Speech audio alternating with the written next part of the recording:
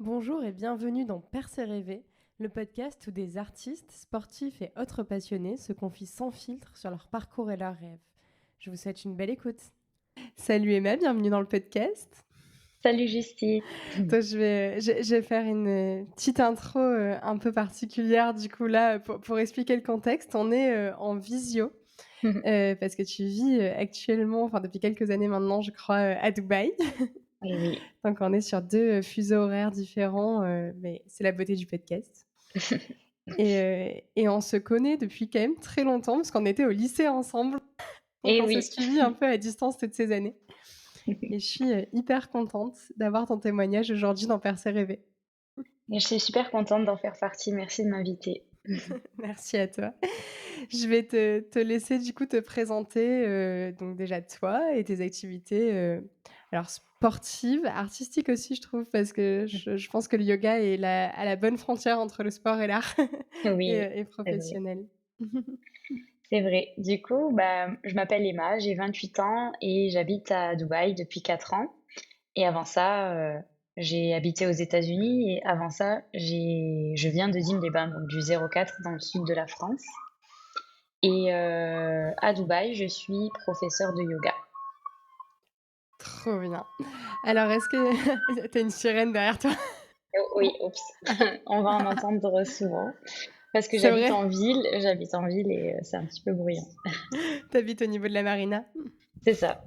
Ah voilà. Ce quartier est très brillant. Oui, oui, oui, très, très vrai. Voilà. Désolée.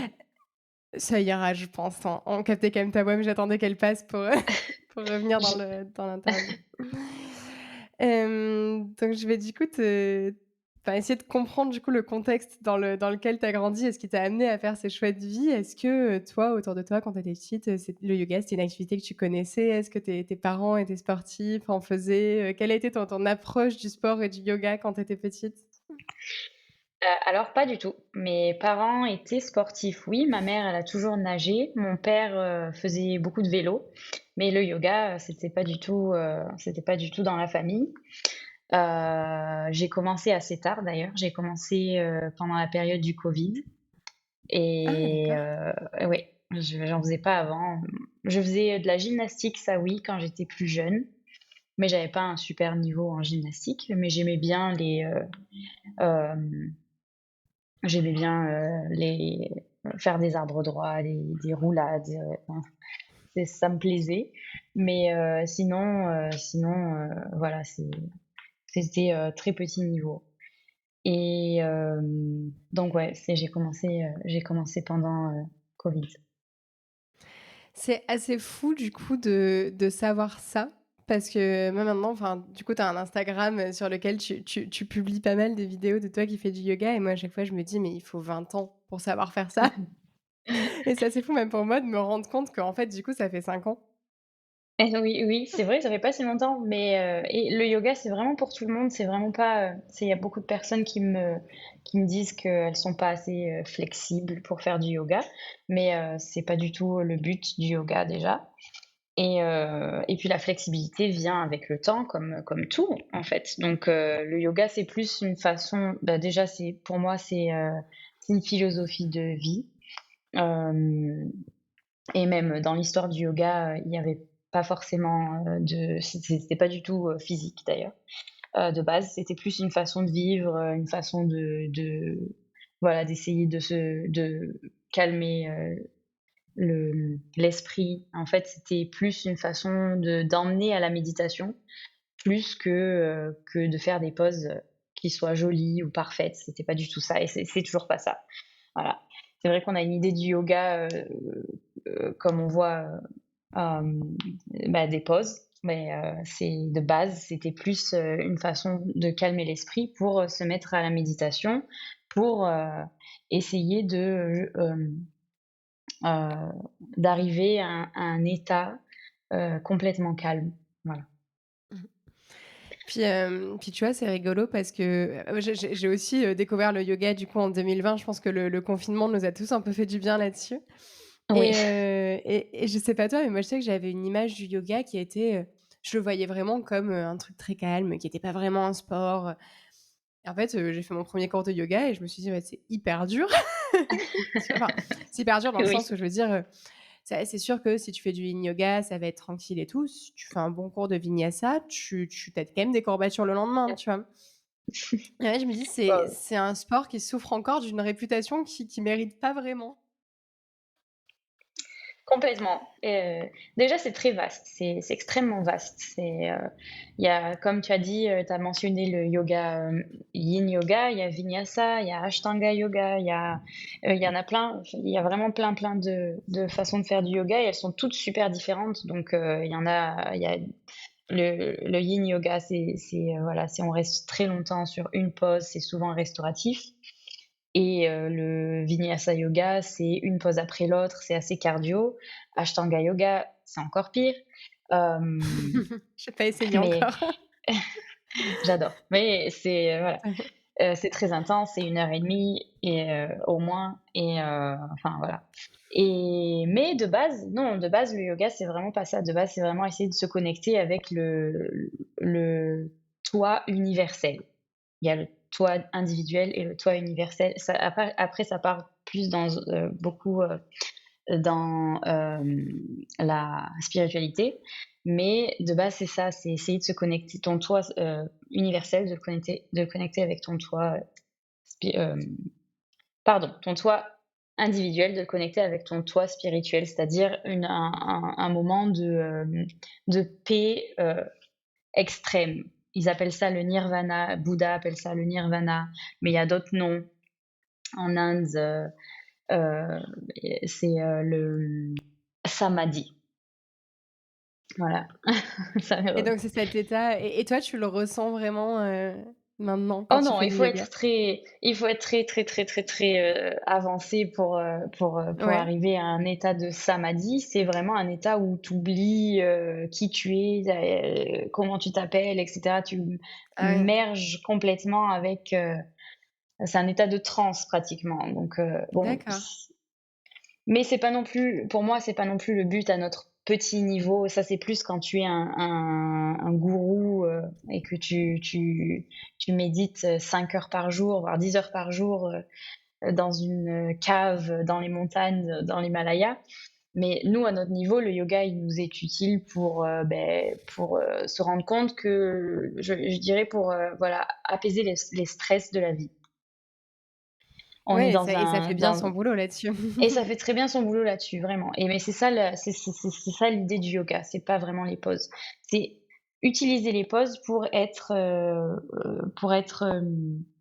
conscient de ce qui se passe dans ton corps à ce moment-là, pour être vraiment dans le moment présent.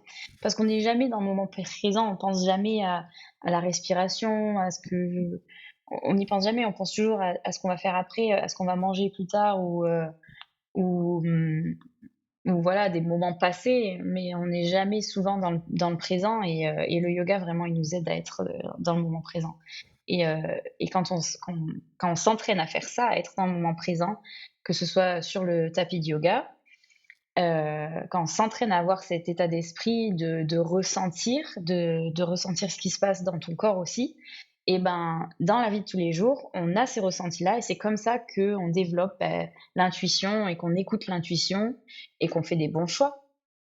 C'est Parce qu'on clair. nous apprend pas à l'école à s'écouter nous. On nous apprend pas à écouter, nos sentiments, ce qui se passe dans notre corps. Il y a des fois nos corps, communiquent avec nous.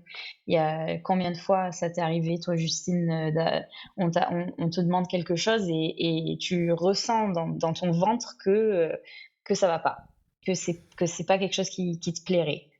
Et ben, il Mmh. faut dire non. C'est que c'est pas quelque chose qui va être bénéfique.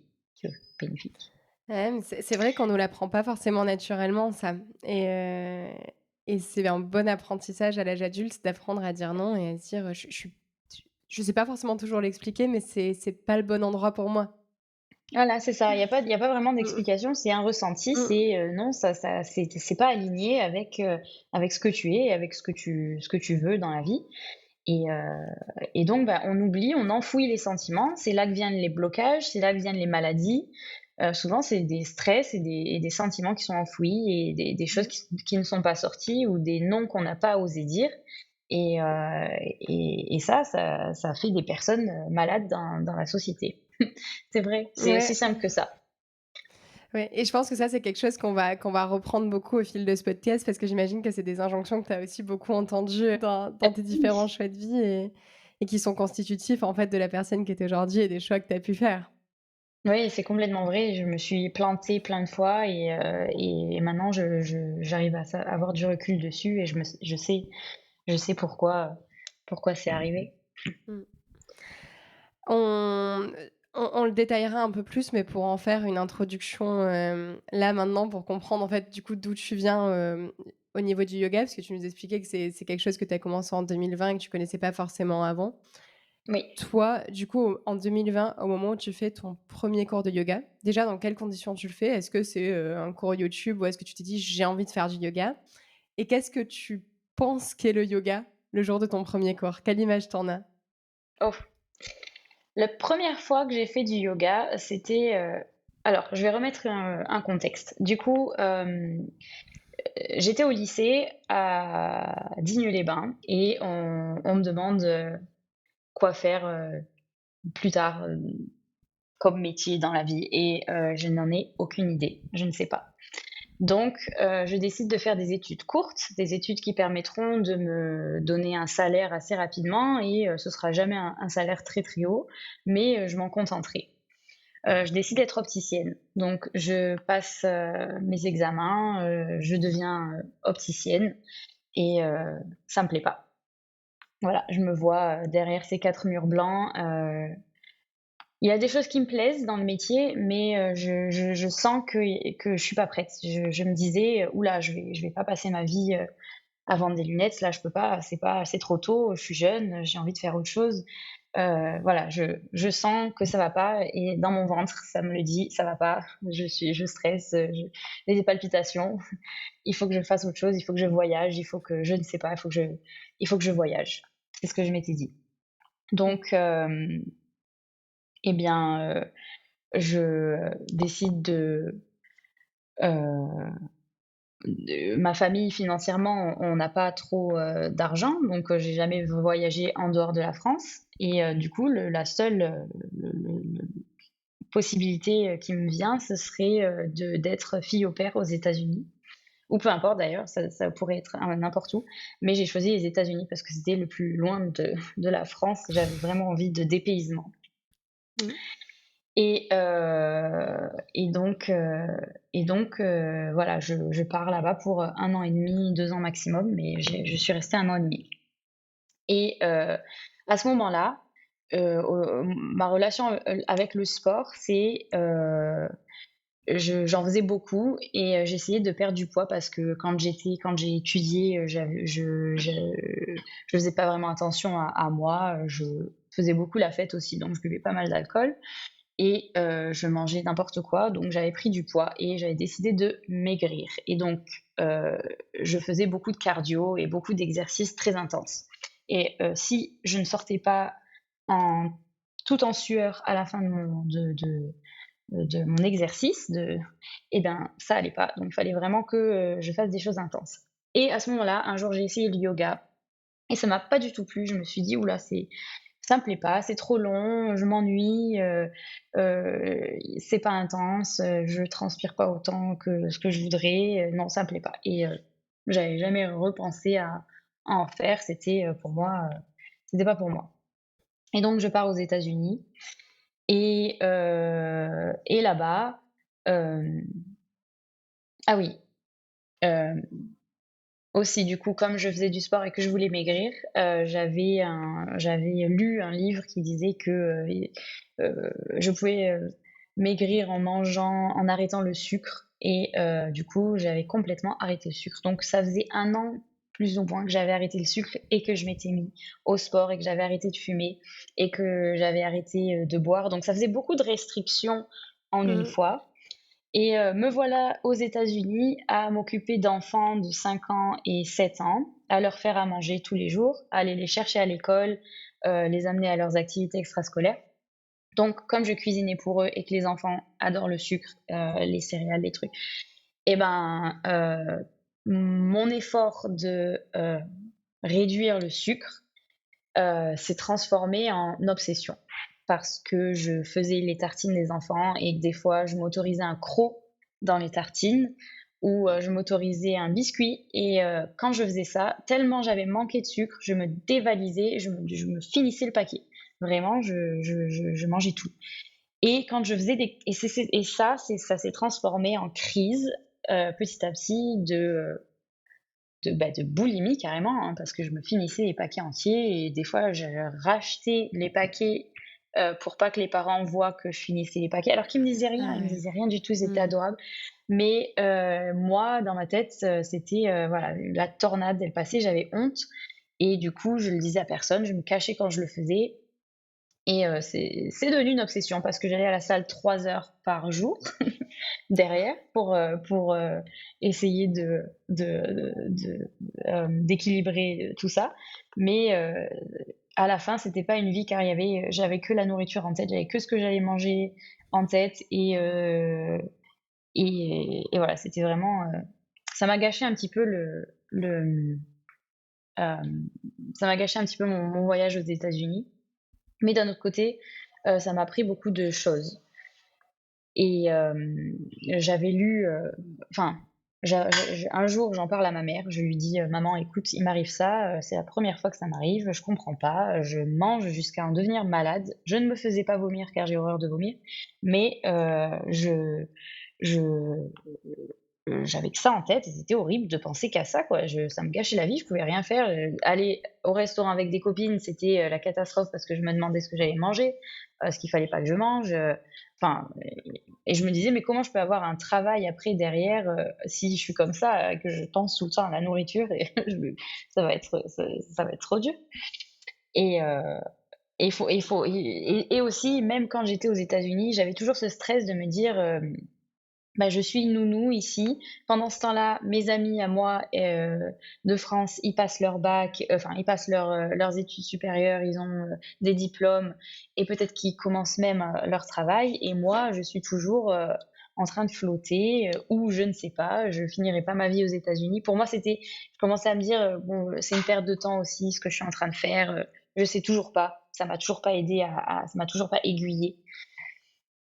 Donc j'avais ce stress-là en même temps et je pense que c'est le tout qui faisait que ces crises, alimentaires, elles ont explosé à ce moment-là.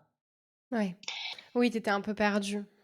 J'étais perdue, voilà, j'étais complètement perdue et du coup, ça aidait pas. Donc je passe un coup de fil à ma mère qui m'explique que, elle avait eu ces crises-là aussi quand elle était plus Ouais. jeune et j'en avais aucune idée mais elle se faisait vomir et quand je lui ai demandé ce qu'elle a fait pour les arrêter, elle m'a répondu qu'elle est tombée enceinte de moi.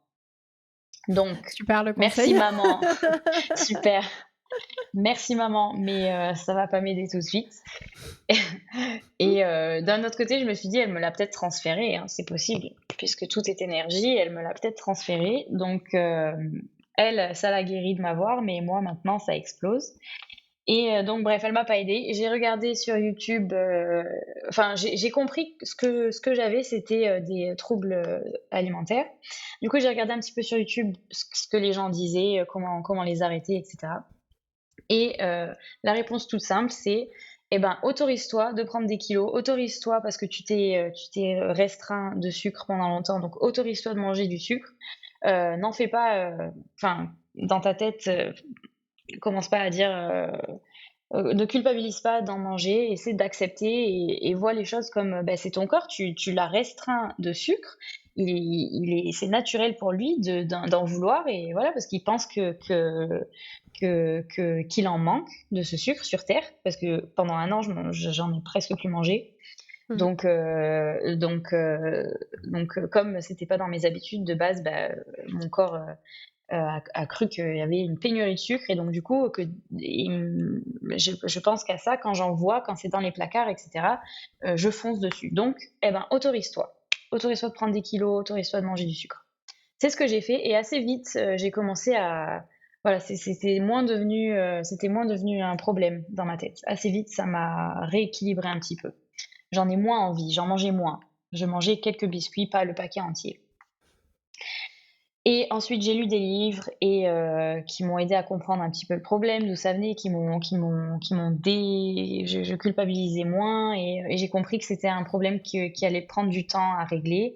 Il fallait être patient et que ça dépendait aussi de ta vie du moment. C'est-à-dire que si ça va pas, et ben, les crises, elles seront un peu plus grosses et si ça va, normalement, elles seront moindres.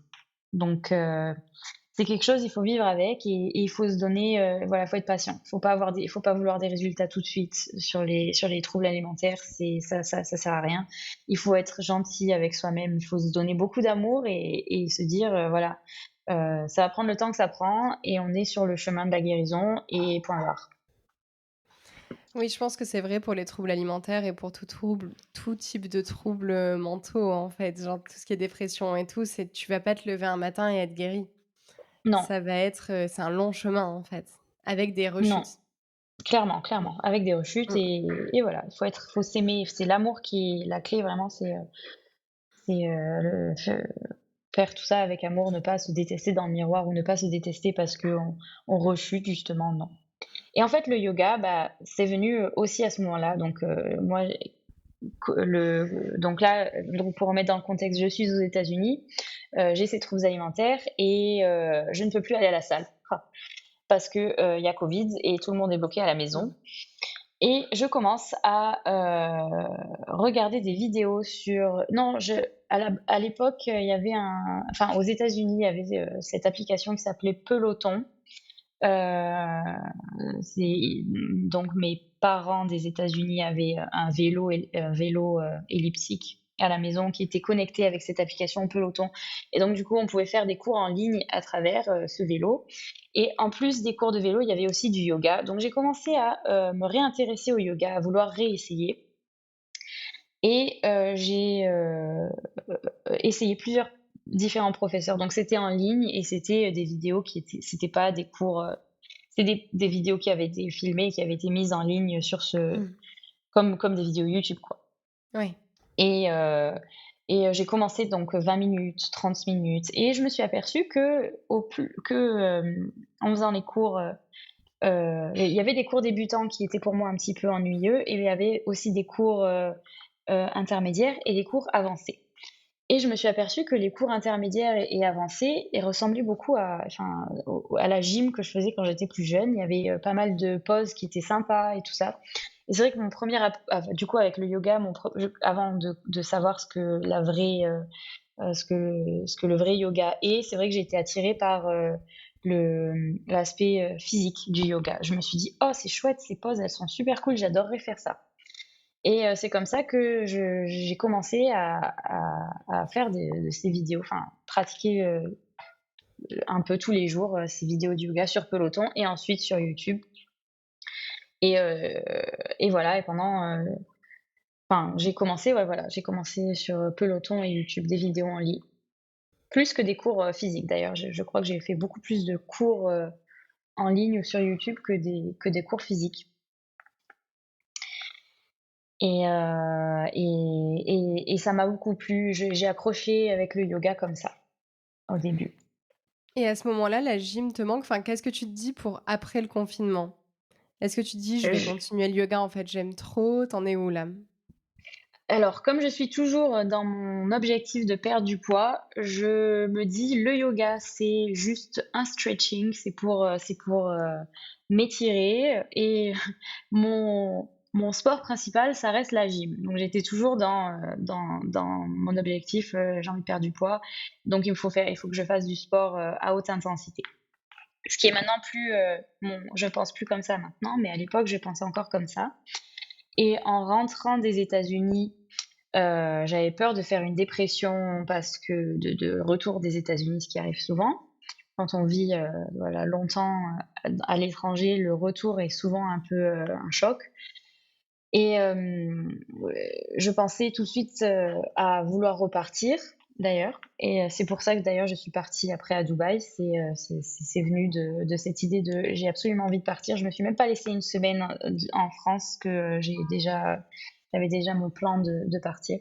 Donc tu nous parles de, la fin des États-Unis, arrivée en France, retour à Dubaï, mais du coup, il se passe quoi quand tu quittes les États-Unis? C'est quoi ton objectif dans ta tête? C'est de te dire: «Je vais me réinstaller en France», tu sais pas trop? Enfin, il se passe quoi Alors, dans ce laps de temps-là?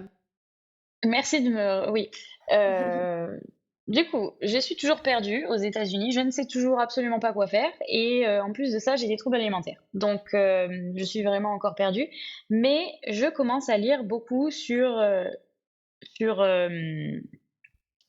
un peu la spiritualité, les chakras, le yoga quand même. Je commence à m'y intéresser, à lire beaucoup de bouquins qui me rassurent en me disant, heu: «Fais, enfin, ne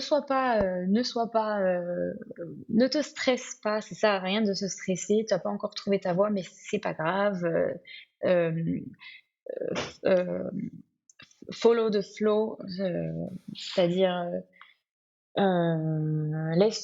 suis, fais des choses, essaye, pars encore si tu as besoin de partir, et tu verras, ça va venir naturellement, mais n'aie pas de stress et voilà. Bon, donc je lis beaucoup plus sur la spiritualité et j'essaie de me calmer un peu et ça m'aide beaucoup.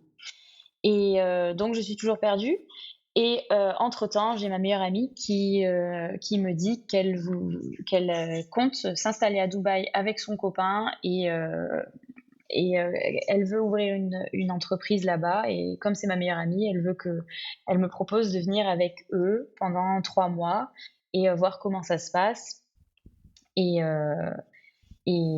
j'accepte tout de suite sans vraiment réfléchir. Je me dis: «OK, j'ai envie de partir donc OK» et donc du coup, quand je rentre en France, je reste une semaine, même pas et ensuite je repars directement avec elle et son copain. On avait un appartement avec, ils avaient leur chambre, j'avais ma chambre et c'était un été et voilà et à l'issue de ces 3 mois, heu, eux décident de rentrer en France et moi, j'ai toujours pas envie de rentrer et donc du coup, je décide de chercher du travail et le travail qu'on peut toujours trouver à Dubaï, c'est heu, dans le milieu de hospitality, c'est, la restauration, voilà. Ouais. Donc n'importe qui peut être hôtesse ou serveur, à Dubaï et c'est pas un métier facile, surtout là-bas où on n'a pas 2 jours de repos par semaine, mais 1 jour. Et Si oui, on il a fait 2 jours, extrêmement chaud. Mmh. il fait extrêmement chaud et voilà, c'est vraiment pas facile, mais tu peux trouver du travail facilement et c'est ce que j'ai trouvé. Je suis devenue hôtesse à Dubaï alors que je n'avais jamais fait ce travail auparavant et, et c'est comme ça que je suis restée à Dubaï. C'était mon premier travail à Dubaï. Et du coup, Voilà. l'amie avec laquelle tu y vas, elle, au bout de 3 mois, c'est parce que la vie lui a pas convenu ou parce qu'elle a eu l'impression qu'elle avait fait, son expérience? Comment ça se passe? Oui, après il y avait, aussi des raisons financières parce que notre appartement, on l'avait pendant 3 mois et puis après, enfin, il fallait avoir de l'argent à nouveau et c'est vrai que quand, on commence, une entreprise, il y a beaucoup de frais et au début en tout cas et puis on fait pas de l'argent tout de suite donc bah, ça, c'est des choses qui prennent du temps. Donc tout ça, c'est à prévoir aussi. Donc c'est Mmh. pour ça aussi que j'ai voulu trouver du travail parce que en étant hôtesse, l'avantage, c'est que l'entreprise te loge, paye ton visa Ah oui, ça, et c'est chouette. c'est chouette, c'est un voilà, tu travailles là-bas, mais tu as tout, de payer, tu as juste à travailler. Ensuite, tu fais un peu d'argent, Et toi, là, tu sais voilà. que à ce moment-là, tu sais que toi, c'est le bon pays pour toi pour rester un petit moment? Tu te Ah sens non, j'en bien ai là-bas? aucune idée. Ah voilà, J'en tu ai es toujours absolument un peu perdue. Je suis toujours perdue, complètement. Et en plus, je me retrouve donc le problème, c'est que l'appartement qu'on avait avec ma meilleure amie, il était super sur la marina, mais quand je commence à travailler à Dubaï et que je suis logée, on me loge dans un endroit qui était très, excentré du centre et en plus, c'était qu'avec, des du staff, des gens qui travaillaient dans le beach club où je travaillais Et voilà, donc c'est excentré et l'appartement, on le partageait. Donc j'avais ma chambre que je partageais avec une personne et ensuite, l'appartement entier, il y avait, peut-être, 1, 2, 3, 4, 5, 6, ouais, six personnes qui vivaient dans le même appartement. C'était pas bien décoré, c'était pas joli, ça me faisait beaucoup penser à un internat et donc c'était un peu horrible pour moi heu, de Marina, je passe à ça et c'était un petit peu horrible. Je me rappelle avoir pleuré quand j'ai vu la chambre pour la première fois Bah, c'est sûr, en plus, et Marina, tu mal habituée, c'est genre le plus beau de quartier de Dubaï, quoi. ah oui, ouais, c'était ça, Mmh. je me retrouve là et j'appelle ma mère en pleurs et je lui dis: «Je sais pas si je vais pouvoir le faire maman, je sais pas». Elle me dit: «Écoute, je t'envoie les sous pour, prendre ton billet retour, si tu te sens pas bien, tu rentres». Et je me suis dit: «C'est un peu trop facile».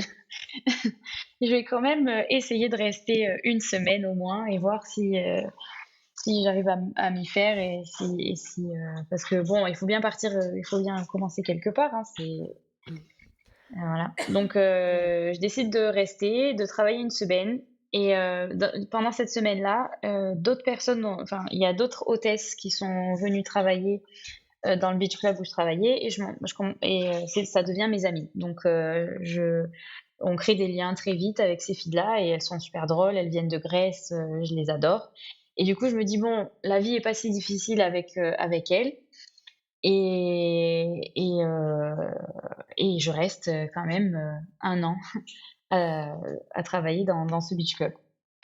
Après ça, je décide de rentrer, heu, de faire, la saison à Mykonos. Donc pas rentrer en France, toujours pas, mais rester faire ho être hôtesse, mais à Mykonos parce que mes copines, elles le faisaient aussi et du coup, je pars de Dubaï, je vais à Mykonos, je travaille un petit peu là-bas et c'est chouette, mais ensuite vient toujours cette, question de: «Bon et puis après, quoi?» Et comme j'ai toujours pas envie de rentrer en France et ben, je repars à Dubaï. Donc et pour faire toujours hôtesse et parce que j'ai pas d'autres idées, j'ai pas, d'autres diplômes, voilà, je suis toujours, perdue et Et pendant tout ce temps-là, le yoga, il est où dans ta vie? Tu et fais ben, plus du je tout, continue en Ah, tu si, je continues? continue à en faire, mais c'est toujours mon voilà, quand ça va pas trop, je déplie mon yoga mat et je fais mon yoga et je me sens toujours, tout de suite mieux après. Surtout, que quand tu travailles en étant hôtesse, on était debout toute la journée, c'était très fatigant j'avais qu'une seule envie en rentrant chez moi, c'était de m'étirer, de faire mon yoga et ça me faisait beaucoup de bien. Des fois aussi quand, ça allait pas, je m'asseyais, je faisais une méditation, et ça m'aidait à remettre mes idées en place à reprendre de la force et à me dire: «Bon, allez, c'est pas si mal, ta situation, elle est pas si mal, heu, retourne travailler» et c'est comme Mmh. ça que ça m'a que j'ai fait au final 2 ans, à Dubaï en travaillant, en étant hôtesse. OK. Après les choses se sont simplifiées et j'avoue que c'est parce que j'ai rencontré mon copain. Et que du coup j'ai délogé, je vivais plus, dans les accommodations qui étaient d'ailleurs devenues meilleures parce qu'après j'ai fait 4 mois dans ces accommodations horribles, qui ressemblaient à un internat et ensuite on m'a mis dans une accommodation qui était mieux avec, mes copines et voilà donc ma situation elle s'est quand même améliorée depuis. Mais ensuite, c'est vrai que j'ai rencontré mon copain et ensuite quand j'ai vécu, après chez lui, je me sentais déjà un peu plus chez moi.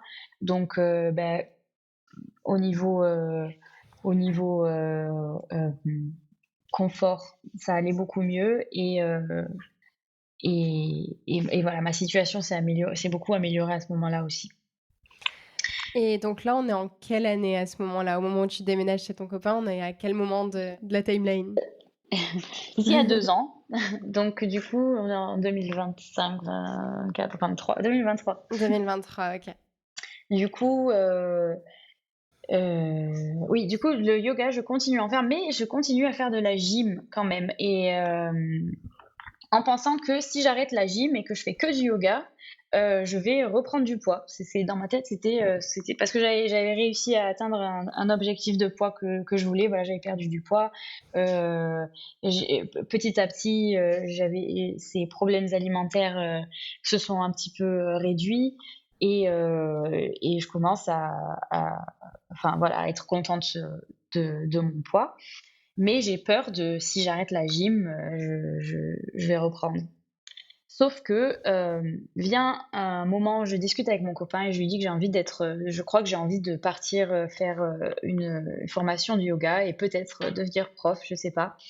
Mais, je crois que c'est ce qui me plaît puisque depuis, ça faisait déjà, un moment que je faisais du yoga souvent et c'était vraiment la seule activité qui est vraiment restée et où je me sentais tout le temps bien. Ça résonnait avec moi et avec ma personnalité aussi et donc je me suis dit: «Bah, peut-être que, peut-être que, devenir prof de yoga, ça va être c'est ma vocation» et je lui en ai parlé et il m'a dit: «OK, bah, regarde un peu sur internet les formations qu'il y a et inscris-toi et pars et fais-le» et heu du coup, je décide de c'était pas possible de continuer, entre-temps, au travail, ça devenait un petit peu, difficile pour moi. Mes copines étaient toutes parties pratiquement et j'avais plus envie, de travailler, dans ce beach club et mon copain m'a dit, c'est pour ça que je dis que ça a été un peu plus facile à ce moment-là: «Arrête de travailler, reste à la maison, pars faire ta formation de yoga et ensuite on voit, Mmh. si tu peux» enfin, voilà. Donc j'arrête de travailler, je reste, vivre chez lui et je m'inscris à une formation de yoga à Bali. Hem et dans cette forma et avant, il disait, avant de venir, essayez de pratiquer, de doubler la pratique, votre pratique de yoga. Donc je décide de lancer un challenge en gros. Je me dis, «Bon, je vais arrêter d'aller à la gym et je vais faire que du yoga et je vais voir si je perds du poids ou si j'en reprends» et donc c'est ce que je fais et en fait, je m'aperçois que pas du tout, je ne reprends pas du tout de poids, mais en plus, je me mets beaucoup moins de pression parce qu'en fait, la gym, c'était une pression pour moi. Je continue à y aller en me disant, c'est pour pas reprendre du poids et en fait, quand, j'arrête la gym et que je fais vraiment que du yoga et ben, je me sens, un peu plus relaxée et que surtout quand j'ai vu que ça me faisait pas reprendre du poids, que c'était vraiment dans ma tête, je me dis: «Ah ouais, c'est vrai que je me mettais quand même beaucoup de pression avec ce poids-là» et le yoga t'apprend à justement être posé, à voir les choses un peu plus lentes, douces, à faire des choses un peu plus douces pour ton corps et hem et pour toi et ton esprit et même j'avais moins envie de manger aussi parce que, bah, le yoga, faut le faire le ventre c'est mieux de le faire le ventre vide et donc tout naturellement, en fait, tout ça, heu j'ai complètement arrêté la gym et maintenant je fais que du yoga. Trop bien. Je savais pas, tu vois, qu'il valait mieux le faire le ventre vide, tu me l'apprends? Oui, c'est bah, parce que souvent, quand on fait des twists, donc tu heu, le haut du corps va dans un sens et le bas du corps Ouais. tourne dans l'autre sens pour te twister, voilà, tes organes sont du coup, hem, appuyés et c'est vrai que si tu as quelque chose dans le ventre, bah, ça va pas être très confortable. Mmh. Donc c'est pour ça qu'il vaut mieux faire, c'est mieux de le faire le ventre vide OK, ou c'est d'avoir mangé l'apprentissage du 3 jour. œufs. Voilà, faites du yoga le ventre vide. De toute façon, tu le Trop sens, ça fait pas du bien, Oui, c'est oui, pas très c'est vrai, agréable. mais je bah, après, c'est vrai que je me dis factuellement, je le fais toujours le ventre vide parce que je le fais le soir, Ouais, mais c'est vrai que je me suis jamais fait la réflexion vraiment de mange après, tu vois? C'est et oui, rigolo et oui, oui. et là, du coup, tu fais ce stage à Bali et déjà, enfin, tu sais, il y a un sujet qui revient tout le temps, dans le podcast, c'est un peu le sujet du syndrome de l'imposteur, du moment où tu te lances. Genre, est-ce qu'au moment où Oui, tu vas à Bali, tu te dis: «Je suis complètement légitime à faire ce stage de yoga, je vais faire ça tous les jours». Qu'est-ce qui se passe dans ta tête à ce moment-là?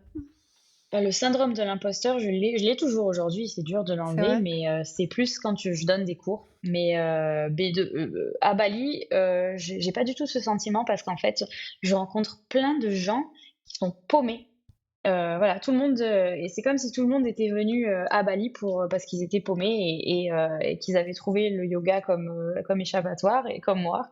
Mmh. Et du coup, bah, c'est un peu, bah, c'est rassurant, et on est tous dans le même bateau. Et en fait, les cours de yoga sont super. On t'apprend la philosophie du coup du yoga que j'avais un peu lu au travers des livres de développement personnel, de chakras, etc. J'avais un peu lu ça, mais vraiment là, d'avoir des cours sur sur le yoga, ce que c'est vraiment, bah, c'était super intéressant, et j'ai vraiment accroché. J'ai pas eu le syndrome de l'imposteur. Je me sentais légitime d'être là parce que je me suis dit: «Ouh là, mais c'est tout à fait moi, c'est tout à fait moi, j'adore les cours». Ça, heu, j'étais, mon attention était là de A à Z. J'écrivais tout, j'avais qu'une seule envie, c'était de le retranscrire, de l'enseigner, d'enseigner, de pas oublier tout ce que j'apprends, et de le retranscrire après, plus tard. C'était ça. J'avais ça, cette pensée-là. Et c'était un stage pour devenir prof ou c'était juste un stage de yoga? C'était un stage pour devenir prof. Donc Ouais. ça s'appelle, c'est un YTT, YTT. YTT. Heu voilà, Teacher Training. OK. Et là, tu fais combien d'heures? C'est 200 heures à peu près? Donc le premier, c'est 200 heures, donc c'est 20 jours, et 10 heures par jour. Et C'est énorme. après ouais, c'est énorme, mais c'est trop bien parce que Mmh. le schedule, ça commence à 5 heures du matin. On se lève. Ensuite, on a ce qu'on appelle Shatkarma, des techniques de cleansing. Donc, il y a ça. Ensuite, mantra, donc on chante des mantras. Ensuite, le yoga du matin, donc on pratique le yoga physique du matin. Ensuite, il y a des cours. Ensuite, il y a le lunch. Ensuite, ouais, c'est très varié, et c'est ludique, et c'est super intéressant. Donc voilà, c'est pas du tout comme à l'école. C'est Et toi, du chouette. coup, si j'ai bien compris, c'est la première fois que tu as un vrai prof de yoga? Que c'est pas, tu le fais pas en ligne, sur ton tapis depuis chez toi? Ou tu avais déjà Oh, pris des vrais cours à Dubaï comme pratiquement. quoi? Ouais. J'avais pris des vrais cours de temps en temps, mais c'est vrai que j'aimais pas trop parce que j'avais découvert entre-temps 3 profs de yoga en ligne sur YouTube, que vraiment, où j'adorais leur façon d'enseigner les cours, et cetera. Donc Tu peux peut-être les citer si tu veux? oui, Boho Beautiful, Boho et Beautiful, c'en est une. Après, il y a Tilandrum, Ty espace Landrum. Lui, il Mmh. fait des cours vraiment advanced, vraiment, vraiment, c'est intense, des fois, il fait des figures de fou, je sais même pas faire tout ce qu'il fait, mais il est incroyable, c'est vraiment, j'adore. Et la troisième, c'est Nicole Wild. C'est des cours en anglais, par contre. OK. Oui, en français, ce qui est bien, c'est yoga coaching, je sais pas si tu connais? Je Et j'ai je connais pas, et même j'ai honte parce que il y a des postes que je ne sais même pas dire, je sais même pas les retranscrire en français. Puisque tous les cours que j'ai pris, c'était en anglais jusqu'à présent. Donc il y a des postes, je sais pas. je comprends. Ouais, donc ouais, tu suis ces 3 chaînes-là, mais tu vas très peu dans des cours physiques à ce moment-là? Non, parce qu'au final, ça me plaît moins. Quand je vais à des cours physiques, bah, je retrouve pas ce que j'aime. Ouais, ouais. Donc j'ai essayé j'y allais des fois pour ouvrir aussi, bah, pour m'ouvrir l'esprit aussi, parce que c'est bien de voir d'autres, comment les autres personnes enseignent. Mais mes trois préférés, ça restait eux sur Mmh, YouTube. Mais oui, du coup, les cours avec une vraie personne, j'en avais pas beaucoup fait.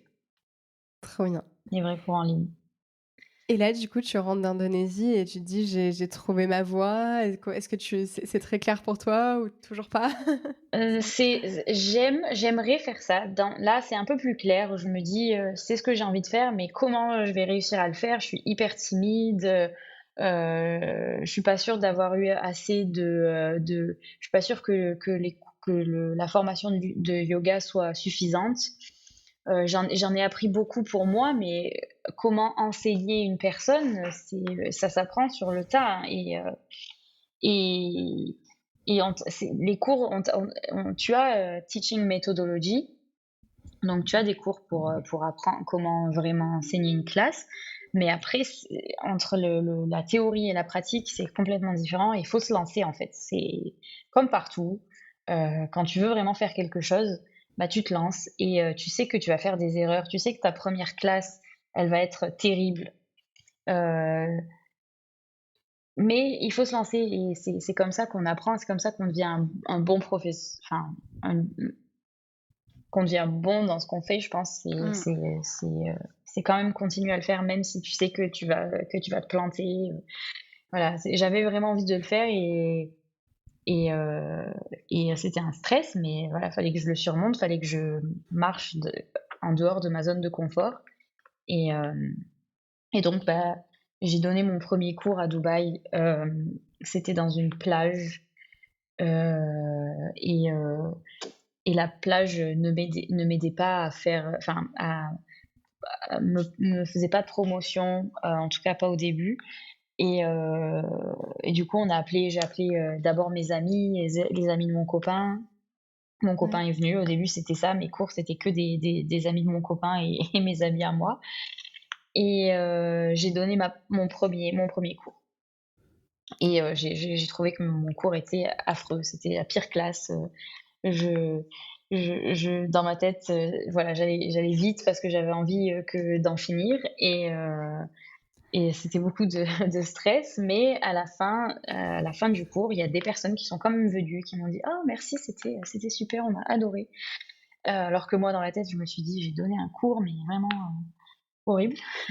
Bah, de toute façon, ce qu'on fait au début, enfin, tout ce qu'on commence, on le fait pas bien. Et oui, Enfin, ce serait nul sinon. Enfin, ça voudrait dire qu'on n'a rien à apprendre. bah oui, c'est Mhm. ça, c'est la beauté du truc, c'est Mm, le processus. mm.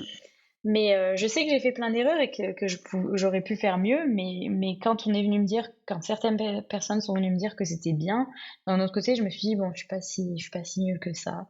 Ils ont peut-être pas vu que je m'étais trompée, j'ai dit la main droite et j'ai montré la main gauche, que j'ai loupé tout le côté droit à un moment, ils ont peut-être pas vu. Mais voilà. Et faut continuer après ça. Mhm. Donc, une fois par semaine, je donnais des cours. C'était tous les dimanches. Et au début, c'était que des amis à nous. Et puis après, petit à petit, de plus en plus de personnes qui sont venues. Et à la fin, voilà, j'avais des cours de 20 personnes, 27 personnes. Et c'était super. Voilà. Et là, administrativement parlant, tu avais dû créer ton auto-entreprise pour faire ça et tout ça. Comment ça se passe pour enseigner à Dubaï, justement, le C'est yoga? assez simple. C'est assez simple. Pour le moment, Dubaï, il n'y a pas trop de papiers à faire. Et donc, ton visa, tu vas devoir te le payer toi-même. Du coup, c'est plus l'entreprise qui va te le payer. C'est 2 000 euros. Mais tu as un visa pour 2 ans. Et après ça, eh ben, tu as juste ton diplôme. Il y a des personnes qui demandent même pas de montrer le diplôme. La plage qui m'avait pris en tant que prof de yoga m'avait simplement dit que le dimanche, c'était un peu vide et que du coup, si j'avais envie, ils me prêtaient le lieu.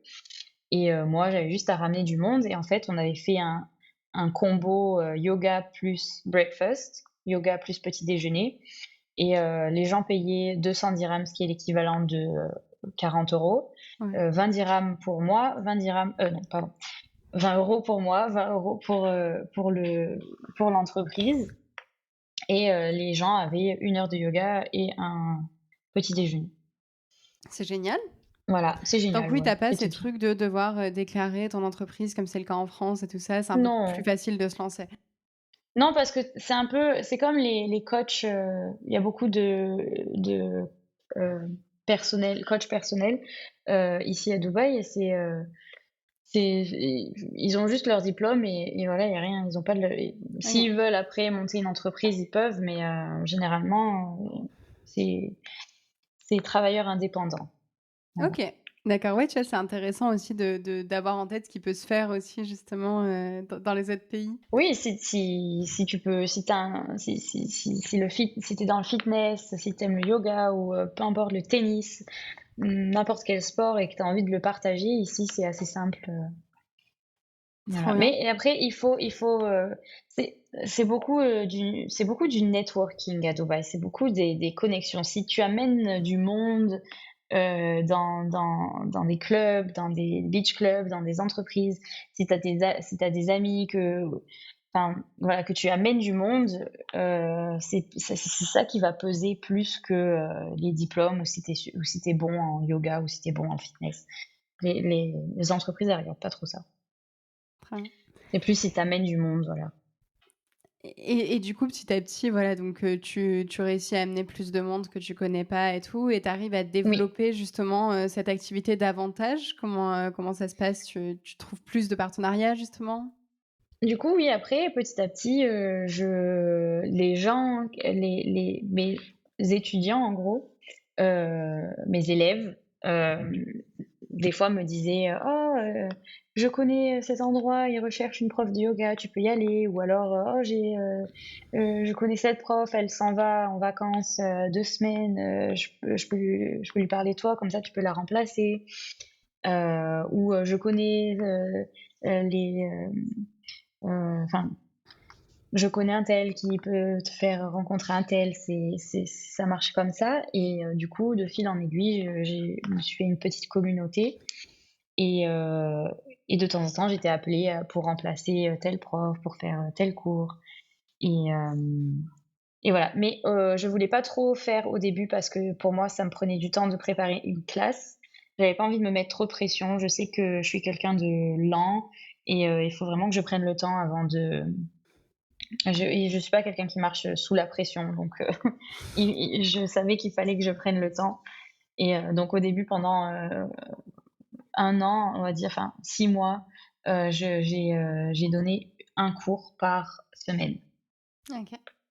Et toi, tu Et t'entraînais en après, parallèle de ta pratique? oui, oui, oui, oui. Moi, je me suis oui, ça faisait partie de mon quotidien. Le yoga, je le fais toujours mon yoga et ensuite je donne des cours, c'est différent. Et à ce moment-là, est-ce que du coup, quand tu donnes un cours par semaine, est-ce que tu te bats encore avec cette petite voix dans ta tête dont tu parlais au lycée qui disait: «Mais enfin, je sais pas ce que je veux faire», enfin, ou est-ce que tu es en paix avec le fait de donner un seul cours par semaine? Genre, qu'est-ce qu'elle te dit, la petite voix dans ta tête?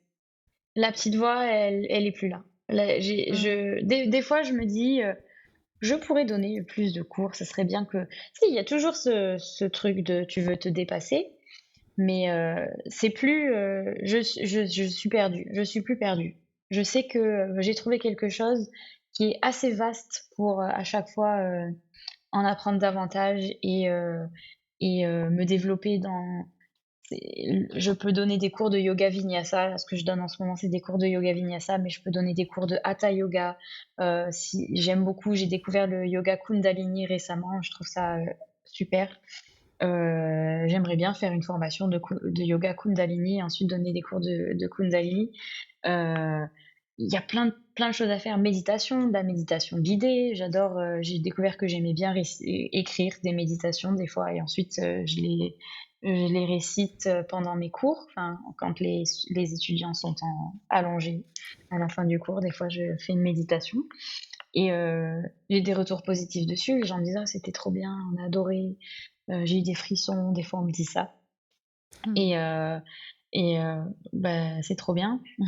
Du coup, je sais que c'est là-dedans que je m'y sens bien et même si je stresse toujours, j'ai toujours le syndrome de l'imposteur parfois, je fais toujours des oublis. Mes classes, quand je suis fatiguée, c'est pas les mêmes que mes classes du matin quand j'ai la pêche mais c'est OK, je travaille dessus et je sais que c'est là-dedans.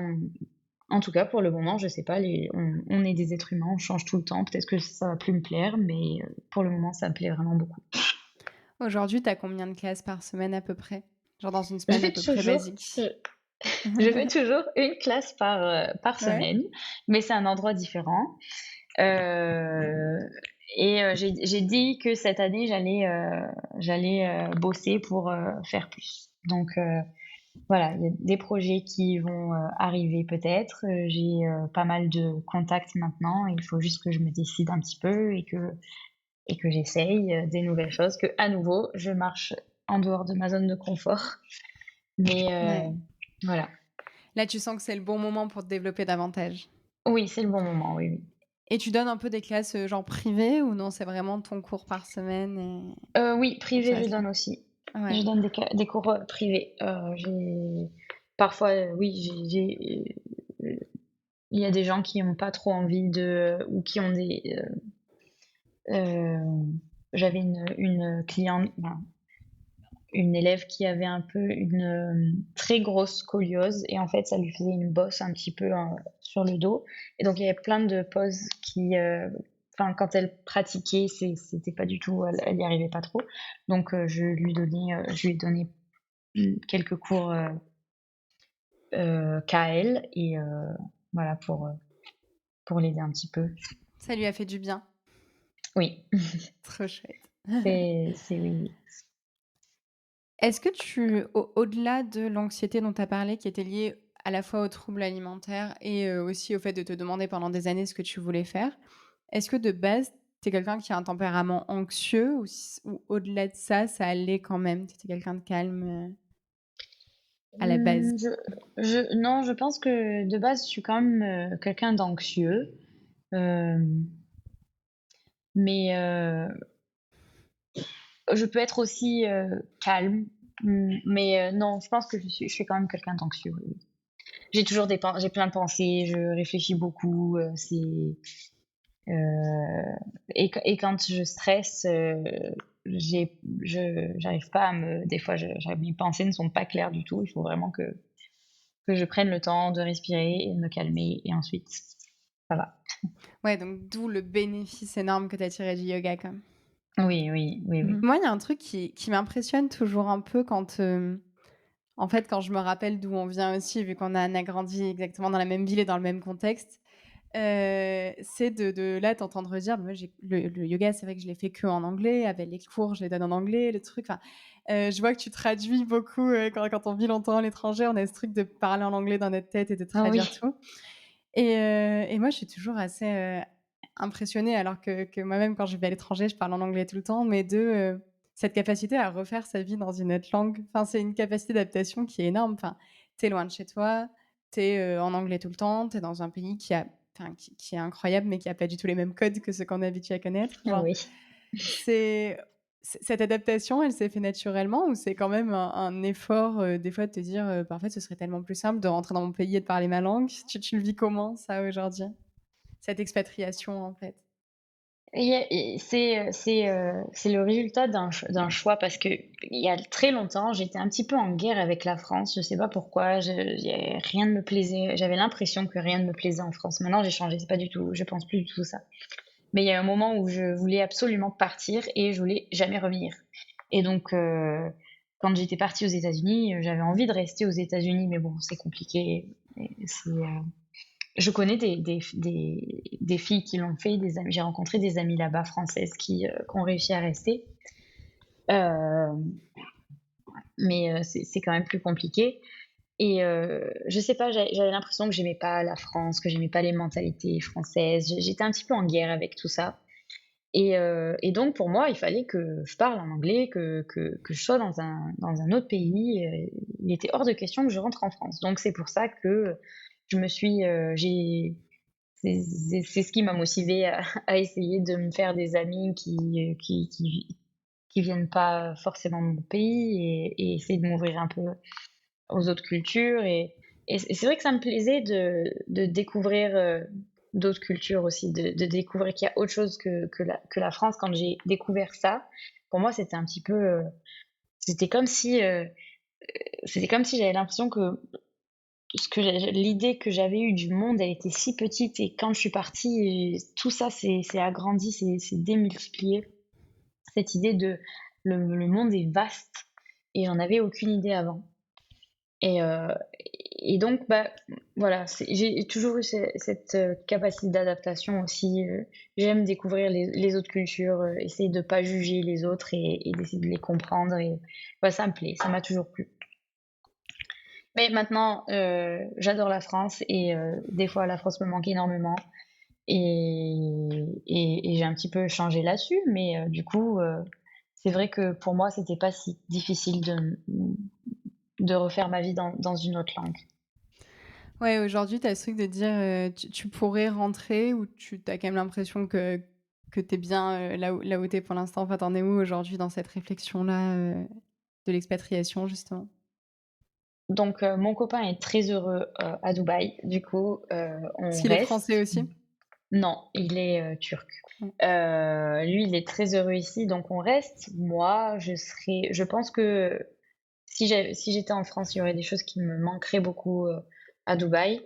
Même, mes amis maintenant ici, ma vie ici, toutes les opportunités, que Dubaï m'a données parce que c'est une ville qui a été très généreuse avec moi, j'ai l'impression. J'ai eu beaucoup d'opportunités ici.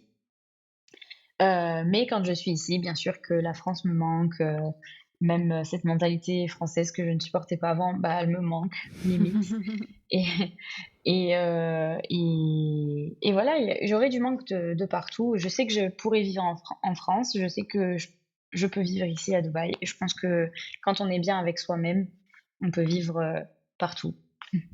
Bah, c'est vrai que ça, c'est un vrai truc, enfin, moi, je t'en parle parce que je sais que quand j'avais vécu en Lituanie, ça avait été très dur aussi pour moi de rentrer en France, tu vois? Mmh. Et et en même temps, en fait, une fois qu'on se sent bien dans sa peau, on est bien, partout effectivement. Enfin, tu vois, je trouve qu'en fait, quand tu aimes voyager, tu as ce truc de tu te sens bien dans chaque pays et en même temps, chaque pays où tu as vécu te manque, tu vois? Enfin, c'est toujours, Oui, tu es bien partout et tu es bien nulle part en même temps. Enfin, c'est un peu bah, c'est bizarre, ça. Tu laisses une petite partie de ton cœur à chaque fois, dans un pays où tu as aimé vivre. Voilà. Il y a un petit morceau de ton cœur qui est là Mmh. et heu et du coup, bah, c'est un petit peu étalé et c'est Mmh. tout, mais Mais c'est une c'est un chance peu immense, en vrai. mais c'est une chance immense aussi. C'est un peu triste, mais d'un autre côté, c'est normal aussi, hein. Et ça me fait un peu une transition parfaite. J'espère que j'arrive au bon moment dans ta timeline quand j'en parle, mais les endroits où on laisse une petite partie de son cœur.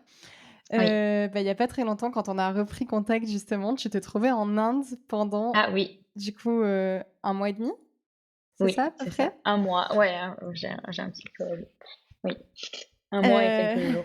donc est-ce que c'était le bon moment dans l'histoire pour en arriver à l'Inde? Ouais? Oui, Bah, je te oui, laisse du me coup raconter ça. Du coup, ça avait l'air fou. J'ai suivi oh. ça, sur Insta. J'ai adoré ce voyage et ce pays même. J'ai vraiment adoré. Mais oui, comme je disais, dans le yoga, il y a tout le temps tu peux tout le temps faire des formations de plein de styles de yoga différents. Pour les professeurs de yoga, on a le 200 heures qui est la première formation et ensuite on peut faire le 300 heures. Et ensuite, on peut même faire le 500 heures. C'est pour enseigner, des futurs yoga teachers. Mais du coup, j'ai voulu, bah, faire le 300 heures et j'ai voulu faire en Inde qui est du coup le berceau du yoga. Bien sûr, tout est la philosophie, elle vient de là. Donc il fallait que j'y aille et j'avais un peu peur parce que, bah, c'est pas facile d'aller en Inde, c'est très dépaysant. Le confort que tu recherches, tu vas pas l'avoir forcément en Inde. Mais pour le yoga, vraiment, c'était important pour moi d'y aller. Donc, c'est pour ça que j'ai atterri en Inde. Euh, c'était quelque chose, c'était pas mal. J'étais à Rishikesh. Rishikesh, c'est un petit village dans les montagnes. C'est, on va dire, au pied de l'Himalaya, mais vraiment au pied, au pied, au pied. Il n'y a pas beaucoup d'altitude. Euh, et euh, Et j'y ai passé, donc j'étais dans un ashram, c'est, comme on pourrait dire un centre, pour, les gens qui pratiquent, le yoga ou, la méditation et heu et et et heu et voilà et pendant 30 jours cette fois-ci, je suis restée là-bas et je sais pas par où commencer tellement c'était génial. Les cours étaient très intenses. surtout au niveau spiritualité et méditation.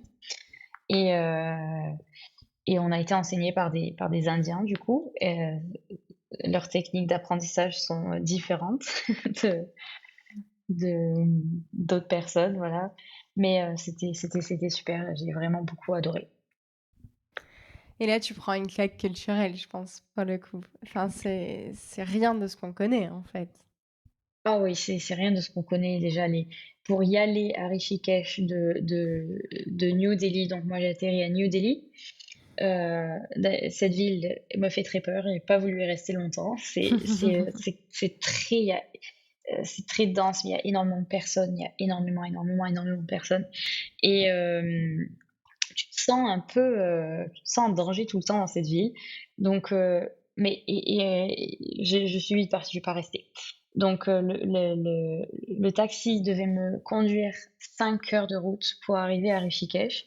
Et pendant 5 heures de route, c'est 5 heures de klaxon non-stop parce que là-bas, ils conduisent qu'avec les klaxons. Donc tu klaxonnes pour dire que tu passes, et donc tu klaxonnes et ensuite tu passes, tout le monde klaxonne, tout le monde passe, tout le monde se double à gauche, à droite, dans tous les sens, et tu sais pas comment ça fonctionne, comment il n'y a pas d'accident sur ces... Tu sais pas. C'est c'est un peu chaotique, mais j'ai l'impression que j'aime bien dire c'est un chaos organisé. C'est chaotique, mais d'un autre côté, ils s'en sortent, il y a pas Ouais, ça d'accident. fonctionne. Ça fonctionne. Et, euh, et voilà, il y a des vaches partout, donc il y a des bousses de vaches partout, donc faut pas arriver là-bas avec des habits que t'as pas envie de tâcher, quoi. Tu vas marcher, il pleut souvent, donc c'est humide, tu vas avoir les pieds trempés tout le temps, donc en fait les gens mettent des claquettes tout le temps. Euh, et, euh, et voilà, mais après la beauté, c'est que les gens ils sont très religieux, ils sont très spirituels, il y a beaucoup euh, euh, de, de cérémonies. euh, et les gens vont dans ces cérémonies il y a beaucoup de choses à fêter. Enfin, c'est très, euh, c'est très joyeux, je trouve. J'ai beaucoup aimé. Les gens sont pauvres, mais il n'y a pas cette idée de matérialisme, donc ils s'en fichent en fait. Ils s'en fichent. Tu peux aller là-bas, être habillé n'importe comment, et ça va choquer personne. Et en fait, ça fait du bien. Et il faut être patient aussi, parce que ils se pressent pas. Donc, ça t'apprend à toi d'être aussi patient. Et les gens sont relax et ils font leur vie. Ils ont des métiers. Il y a des serveurs, mais les gens sont vraiment relax. Du coup, toi, en tant que client, pour avoir ton plat, des fois, t'attends 1 heure, 30 minutes, plus. Enfin, tout prend énormément de temps. C'est vraiment. Et, mais d'un autre côté, eux, ils sont relax dans leur pays. Et je trouve que qu'on peut apprendre beaucoup de ça, de se dire que ben, des fois, dans notre société actuelle où tout va super vite, où on se met beaucoup de stress, euh, pourquoi? Des fois, c'est vraiment que dans nos têtes. Et là-bas, en Inde, eux, ils sont pas stressés. Et c'est pas pour autant qu'ils sont malheureux. Et je trouve que bah, on peut apprendre beaucoup de cette société qui est moins matérialistique que la nôtre. Oui, là, tu prends vraiment une leçon de vie en accéléré sur 30 jours. Enfin, d'ailleurs, quand tu as dû re-rentrer chez toi, ça devait être trop bizarre. Enfin, Oui, t'as l'impression d'avoir grandi énormément en 30 oui, jours. oui, et j'ai beaucoup aimé même la nourriture, le fait d'avoir des choses fraîches, des choses locales, parce qu'en Inde, tu trouves pas, il y a pas, c'est rare, c'est tout local, hein, tous les fruits, les légumes, la nourriture, et du coup, c'est une bonne chose. Alors que nous, dans nos centres commerciaux, on trouve de tout, ça vient de partout, et c'est vrai que c'est pas très sain, c'est pas très logique, mais d'un autre côté, maintenant on est tellement habitué à ça, comment changer? Mais là, en Inde, eux, ils sont toujours vraiment que dans du local, dans des choses, bah, ils font avec ce qu'ils ont sous la main. Et, euh, et voilà, et c'est vrai que rentrer, bah, j'avais un peu, surtout rentré à Dubaï, j'ai eu un peu ce truc de me dire que c'est vrai que c'est un pays où tout est importé, euh, les, les, on se pose des questions sur l'écologie, il y a la clim tout le temps, on a construit, cette ville a été construite sur du désert, donc bon, bah, c'est vrai que moi, j'y pense beaucoup, c'est quelque chose qui me pèse un petit peu. Après, pour la défense de Dubaï, il y a énormément de personnes intelligentes qui sont en recherche sur l'écologie et il y a énormément de progrès qui se font. Et comme c'est une ville qui appartient maintenant à ces immigrés, enfin nous quoi, les non-locaux, Mmh. Qui euh, représente, je crois, 80% de la population de la ville. oui, C'est un oui, qui truc immense. représente, c'est immense. Donc si on a envie de faire en sorte que cette ville, elle tienne le coup, elle tienne bon, eh ben, on va faire les travaux nécessaires et l'écologie, on n'y pense pas forcément, mais vraiment, c'est une grande partie à Dubaï. Il y a beaucoup de Mmh. personnes qui travaillent dessus. Et sur la partie, du coup, formation, est-ce que toi, quand tu es déjà prof, tu as déjà fait 200 heures en Indonésie, tu travailles énormément tous les jours chez toi.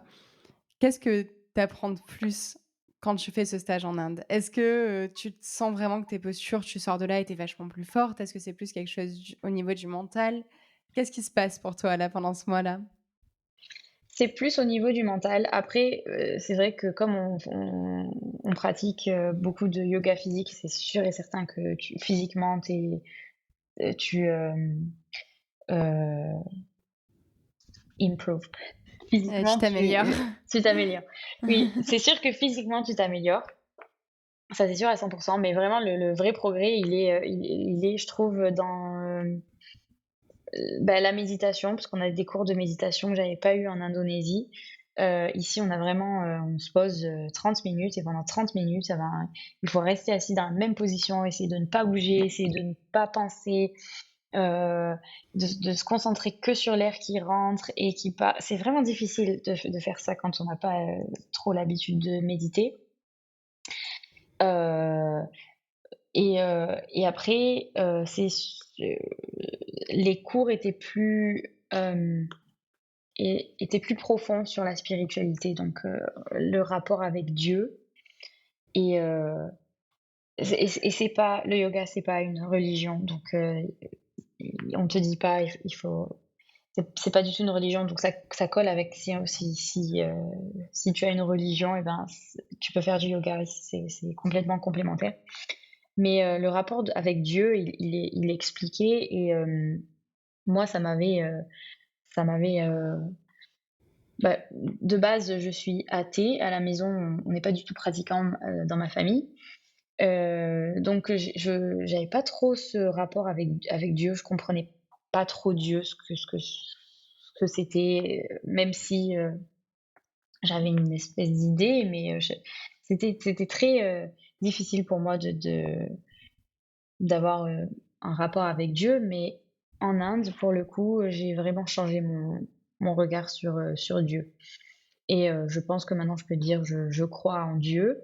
Je l'appelais beaucoup l'univers avant, mais là c'est différent. Après, je suis, je ne suis pas vraiment une religion, mais je sais pas, j'ai l'impression que mon rapport avec Dieu est plus clair maintenant. Je sais pas si c'est clair, mais Bah, j'ai l'impression que ce que tu décris, c'est plus de la spiritualité en tant que telle. Genre, tu crois en une force, mais tu arrives oui, pas à la nommer vraiment, peut-être? Enfin, pas oui, et en je termes pense de qu'on, religion. oui, et dans ma tête, je pense tout le monde croit en ce même Dieu, en fait. C'est juste Mmh. que on est humain et on a, vouloir défendre une idée, de trop vouloir défendre une idée, des fois, bah, c'est pas bon. Mais, mais, mais l'idée de Dieu, je pense qu'on l'a tous, c'est vraiment la même chose. Mmh. Et là, du coup, maintenant, est-ce que quand t'es, enfin, du coup, t'es rentrée suite à ça, t'as repris, enfin, tu reprends un petit peu tes cours là où tu les as laissés, tout ça. Est-ce que ça t'a donné une idée plus claire de comment tu te projettes sur la suite? Ou est-ce que tu go with the flow, tu continues à suivre un petit peu le chemin de la vie? Ah, je pense que je suivrai toujours un petit peu le chemin de la vie, mais cette formation en Inde m'a vraiment, pour le coup, aidée dans ce syndrome de l'imposteur. Je me suis dit, bon, je suis allée en Inde, j'ai eu des super professeurs, je pense que maintenant je suis un peu plus légitime d'enseigner le yoga, donc ça m'a donné beaucoup de force et confiance. Que je travaille encore dessus, hein, bien sûr, mais je trouve que ça m'a beaucoup aidée, oui. Et dans le futur, j'ai plein de formations que j'ai envie de faire comme j'ai dit plus tôt, peut-être Kundalini, Ashtanga, je ne sais pas, mais j'ai envie chaque année de partir quelque part et d'apprendre encore plus du yoga pour pouvoir l'enseigner encore mieux. Et aujourd'hui, au quotidien, ta pratique du yoga, elle se fait comment? Est-ce que tu te donnes, tous les jours 1 heure pour faire ton yoga? Est-ce que tu arrives à la caler tous les jours aussi? Comment tu Oui, organises ça? généralement du lundi au, vendredi, je fais 1 heure ou 1 heure et demie de yoga par jour. Le week-end, je ne fais rien parce que c'est mon temps off avec mon copain. Mais et si c'est pas du yoga, bah, je varie parce que c'est pas non plus très sain de tout le temps faire la même chose. Et puis des fois, j'ai pas envie de faire du yoga. Donc quand j'ai pas envie de faire du yoga, je fais autre chose, ou je vais courir, je varie. J'aime bien que ce soit varié. J'aime pas faire tout le temps la même chose, mais il y a quand même au moins 3 fois dans la semaine où je fais, du yoga. Ouais. Oui, donc tu continues quand même à, justement aller courir, à, peut-être retourner des fois à la gym ou tu en fais plus du tout de ça? Non, la gym, j'en fais plus du tout. Je crois que mais des fois je fais du pilates, des fois je fais du réformeur, des fois Mmh. je vais courir. Je me suis mis à aimer la course alors que je détestais ça avant. Heu, J'ai la même histoire. voilà. C'est vrai, tu aimais pas la course non plus? Ah ouais et j'ai encore du mal à assumer le fait que ça commence à me plaire. Oui, Mais je trouve qu'il y a une espèce de truc quand tu as passé le palier où tu ne souffres plus qui devient assez agréable. C'est un ouais, bon c'est ça moyen de quand bouger un peu. mais oui, et ça te fait aller dehors. J'aime Mmh. bien moi toutes les activités qui peuvent se faire à l'extérieur. Mmh. Ouais, c'est sympa, hein. J'aime bien. C'est complémentaire avec le yoga, c'est très bien. C'est vrai? Ah oui, parce que la course, je sais pas pour toi, mais moi je le sens, j'ai les jambes lourdes après. À chaque fois que je cours, Ouais. ça m'intensifie les jambes. Et après, du coup, le yoga, tu te relaxes, Oui, c'est vrai, tu généralement, je t'étends. vais courir le samedi et j'ai mon cours de yoga le dimanche, tu vois? Donc je me dis, c'est vrai que je pense que je combine les 2 inconsciemment. Ah bah c'est parfait, oui. Ouais. Au début, du podcast, tu nous as parlé justement, voilà, de tes parents qui faisaient du sport, qui étaient à Digne et avec qui tu avais pas forcément beaucoup voyagé, si j'ai bien compris. Et aujourd'hui, eux, quel regard ils ont sur, justement ta vie à l'étranger? Enfin, comment ils voient ça? Ils sont très fiers parce que j'ai des parents qui sont supportifs quand même. Ils sont contents. J'ai trouvé quelque chose qui me plaise, donc ils sont très contents pour moi. Après, bon, bah, je vis loin, donc c'est un petit peu des fois. Mais j'essaie de rentrer une fois ou 2 fois par an. J'essaie de rentrer, donc ça va. Je les vois quand même. Quand je rentre un mois, donc je reste vraiment avec eux. Mais oui, après on s'appelle et puis ça le fait. C'est vrai qu'ils me disent des fois: «Oh, c'est quand tu rentres?» Mais ils savent que voilà, que je suis heureuse ici et ils sont contents pour moi, je sais. Et est-ce que tu as ressenti de la peur ou de la pression au moment où tu as dit: «En fait, je vais pas être opticienne et en plus, je vais pas être en France et en fait, je sais pas vraiment ce que je vais faire, mais je vais partir», genre à ce moment-là? La peur, mais l'excitement beaucoup. L'excitement, ça Ouais. allait au-dessus de la peur. C'était plus: «Oh, je vais enfin partir, je vais enfin visiter les États-Unis», mais je pensais que ça allait être impossible, que je n'aurais jamais pu, partir, mais si, c'est possible, même si tout le monde peut faire ce que j'ai fait, vraiment. Tout le monde peut partir aux États-Unis. Et ton entourage à ce moment-là, donc au-delà de tes parents, même tes amis et tout ça, eux, ils en disaient quoi de ça? Ce que tu disais, eux, mes amis, ils étaient à la fac, moi j'étais aux États-Unis, je me demandais, enfin, est-ce que tu sentais qu'ils étaient trop contents pour toi? Est-ce que tu avais l'impression de devoir leur prouver quelque chose? Est-ce que tu te rappelles un petit peu où tu en étais à ce moment-là? Hem, à ce moment-là, j'étais tellement perdue que pour moi, je savais pas trop, ce que je faisais, et je voyais d'autres personnes qui, eux, savaient ce qu'ils faisaient, et j'étais même, envieuse. J'avais envie, j'aurais aimé, ouais, je pensais que j'étais envieuse, oui, j'avais envie de retourner à la fac même. J'avais envie d'aller à la fac parce que j'étais jamais allée à la fac. J'ai mes études, supérieures, c'était une école privée d'optique, et après ça, j'aurais pu aller à la fac et continuer mes études et faire quelque chose de plus poussé, mais je l'ai pas fait. Et c'est vrai que je me suis toujours dit: «Ah, j'aurais bien aimé, vivre cette vie de faculté». Ouais, mais tu sentais que c'était pas ton truc, quoi. Ouais, je sais pas si j'aurais pu le faire parce que vraiment c'était voilà, j'ai choisi une autre voie et après, beh, je continue les études d'ailleurs parce que là, j'ai des cours en ligne, c'est, des études en anglais et c'est très général, ça s'appelle Business Administration, mais heu, mais ça me plaît d'étudier, j'ai donc voilà, j'ai des cours en ligne, je fais quand même ça. Et c'est quoi, ton but derrière donc c'est, on va dire, ce management d'entreprise, en gros, si on doit Ouais, le ouais, c'est traduire? ça, C'est c'est quoi ça, ton donc ça a but rien à derrière? voir. Il y a pas de base, j'ai commencé ces cours en ligne quand je savais toujours pas quoi faire, quand j'étais encore, hôtesse et j'avais envie de faire autre chose que d'être hôtesse. Hem, donc je m'étais dit: «Peut-être que je vais être embauchée dans une entreprise si j'ai un diplôme, anglais». Et du coup, c'est comme ça que j'ai commencé mes cours en ligne. C'est des cours qui sont faits pour les gens qui travaillent, donc il y a pas de Mmh. pression, on te dit, quoi, tu as des devoirs à rendre, mais tu as vraiment le temps de les faire et de les rendre. Donc voilà, et c'est sympa, tu apprends des choses, j'apprends plein de choses dans ces cours en ligne, même si c'est, purement, business et administration, hem, c'est quand même intéressant. Et donc là, aujourd'hui, il y a pas vraiment de but.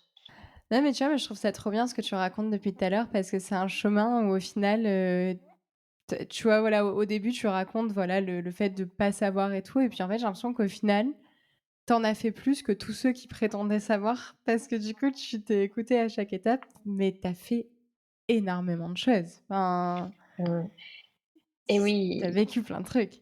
C'est vrai, mais je pense que ça dépend des personnalités. Il y a des gens qui vont pouvoir le faire, il y a des gens qui vont pas pouvoir le faire.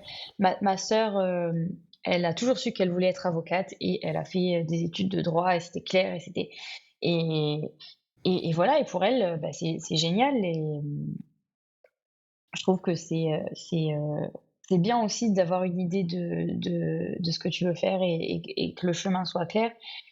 Après, si tu as pas ça, et ben, il faut pas se dire que, tu es limité, tu n'es pas limité, c'est pas vrai. Il y a plein de choses, il y a vraiment il y a vraiment, vraiment, vraiment plein de choses pour les personnes qui sont paumées. Faut juste avoir un tout petit peu de courage et se lancer et avoir des et ne pas avoir peur de reprendre de zéro, de parfois, les conditions, elles sont pas parfois optimales, mais voilà, il y a des possibilités tout le temps et il y en a plein, vraiment. Ouais, sortir du «qu'en dira-t-on» aussi, se dire, «C'est mon chemin à moi». C'est ça, c'est mon chemin à moi. Il Mmh. ressemble pas peut-être pas à celui des autres, peut-être pas à ce que ma famille aurait voulu, peut-être pas à ce que la société aurait voulu, mais ça veut pas dire que c'est faux. Très bien. La dernière question que je pose toujours, c'est, si toi aujourd'hui, là où tu en es aujourd'hui avec, ta classe toutes les semaines, avec, tes 300 heures de yoga en Inde, et tout ce que tu as construit, tu pouvais parler à, la Emma, de Digne, au lycée qui sait pas quoi répondre quand on lui demande ce qu'elle va faire, qu'est-ce que tu lui dirais? Je lui dirais, «Vraiment, t'inquiète pas, mais vraiment, ne t'inquiète pas et suis ton cœur, si tu as envie de faire quelque chose, fais-le et ne prends pas de décision parce qu'on t'a dit que tu y arriverais pas ou ce que la société pense que ou ne prends pas des décisions parce que tu penses que tu gagneras pas assez d'argent si tu fais pas ça. Ne te mets pas tous ces stress, c'est ridicule, c'est complètement c'est inutile et suis plutôt, la voie de ton cœur. Voilà, va où tu as envie d'aller parce que tu en as envie et c'est tout. Merci d'être venue dans le podcast. Merci de m'avoir invitée pour toutes tes questions. L'épisode est maintenant terminé, j'espère qu'il vous a plu. N'hésitez pas à vous abonner au podcast sur les plateformes et sur les réseaux sociaux pour ne rien manquer de son actualité.